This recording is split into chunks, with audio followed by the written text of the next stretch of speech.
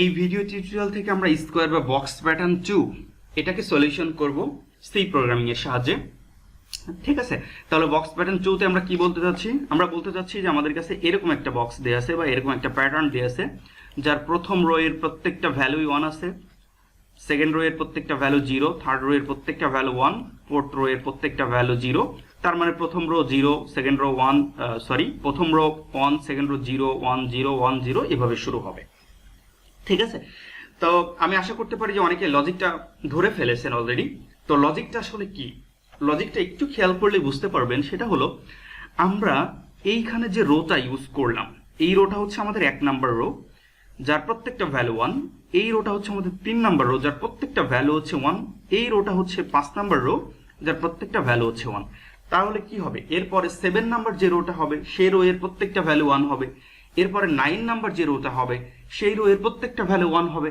So দেখুন আসলে লজিকটা কি, তাহলে লজিকটা হচ্ছে যে আমাদের নাম্বার অফ রো বা রো নাম্বারটা যদি বিজোড় হয়, তার মানে এটা 1 নাম্বার, 3 নাম্বার, 5 7 9, রো নাম্বারটা যদি বিজোড় হয়, তাহলে আমরা কি করব, আমাদের প্রত্যেকটা ভ্যালুকে প্রিন্ট করব, যার মান হবে হচ্ছে কত, 1 করে। বাকি সব জায়গায় আমরা কত প্রিন্ট করে দিব, 0 প্রিন্ট করে দিব। তো চলুন আমরা কোডিং দেখলে আরো ক্লিয়ার হয়ে যাবে। তো আমরা দুইটা লুপ চালাবো, একটা হচ্ছে আমাদের ফর লুপের আমাদের রো এর জন্য। তো আমরা i ইকুয়াল টু 1 থেকে শুরু করব, i লেস অর ইকুয়াল আমাদের নাম্বার অফ রোজ আরো ws ভ্যারিয়েবলের মধ্যে আছে এটা পর্যন্ত চালাবো, এবং i এর ভ্যালু আমরা এক এক করে কি করব, বাড়িয়ে দিব। এরপর আমরা কলামের জন্য একটা করে আরেকটা লুপ চালাবো, সেটা হচ্ছে j ইকুয়াল টু 1 থেকে শুরু করে j is less or equal cols column পর্যন্ত এন্ড j প্লাস প্লাস। তাহলে খেয়াল করি এখানে আমাদের রো এর ভ্যালুটা কার মধ্যে আছে, অবশ্যই i এর মধ্যে আছে, তাই না? এবং কলামের ভ্যালু j এর মধ্যে আছে। তো রো এর ভ্যালু যেহেতু i এর মধ্যে আছে, আর আমরা লজিক বলেছি যেহেতু বা যদি আমাদের রো এর ভ্যালু বিজোড় হয়, তার মানে কি, রো এর ভ্যালুটা আছে কার মধ্যে, অবশ্যই i এর মধ্যে। তো আমরা এখানে জাস্ট কন্ডিশন দিব, রো এর ভ্যালু মানে ইফ i%2, আমরা বিজোড় কিভাবে চেক করি, i%2 ইকুয়াল যদি আমাদের 1 হয় তাহলে কি বিজোড়। এবং আমরা তখন কি প্রিন্ট করব, আমরা জাস্ট তখন প্রিন্টএফ দিব, প্রিন্টএফ এর মধ্যে আমরা এখানে 1 প্রিন্ট করব এবং একটা হোয়াইট স্পেস প্রিন্ট করে দিচ্ছি।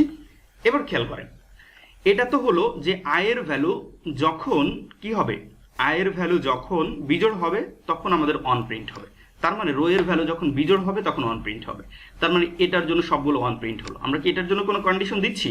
আমরা কিন্তু কোনো কন্ডিশন দিচ্ছি না এখন পর্যন্ত। সো আমরা এখানে কি করতে পারি, যদি 1 প্রিন্ট না হয় তাহলে জাস্ট কিন্তু আমরা এখানে ইলস বলে দিতে পারি। ইলস এর মধ্যে আমরা কি বলবো, জাস্ট ইলস এর মধ্যে আমরা বলবো যে প্রিন্টএফ, আমরা কাকে প্রিন্ট করব, জাস্ট 0 কে প্রিন্ট করব। এবার খেয়াল করতে হবে যে এই যে একটা রো যখন শেষ হলো বা প্রত্যেকটা রো যখন শেষ হচ্ছে তখন কি, তারপরে অবশ্যই আমাদের একটা নতুন লাইন প্রিন্ট করতে হবে না? অবশ্যই সেটা করতে হবে। এবং আমরা জানি এই লুপটা আমাদের রো এর জন্য ইউজ করা হচ্ছে।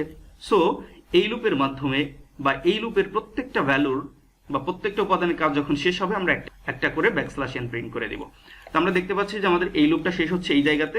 সো আমরা এখানে এসে জাস্ট একটা ব্যাকস্ল্যাশ n প্রিন্ট করে দিব। ঠিক আছে, তো আমরা আসলে আউটপুটটা চেক করি যে সঠিকভাবে আসে কিনা। সো আমরা দেখতে পাচ্ছি যে আমাদের প্রথম রো এর প্রত্যেকটা ভ্যালু 1 চলে এসেছে, তারপরে রো এর 0, তারপরে 1, তারপরে 0, তারপরে 1, তারপরে 0, তারপরে 1 0 1 0। সো এইভাবে কিন্তু সুন্দর একটা প্যাটার্ন আমরা জেনারেট করে ফেলতে পারি।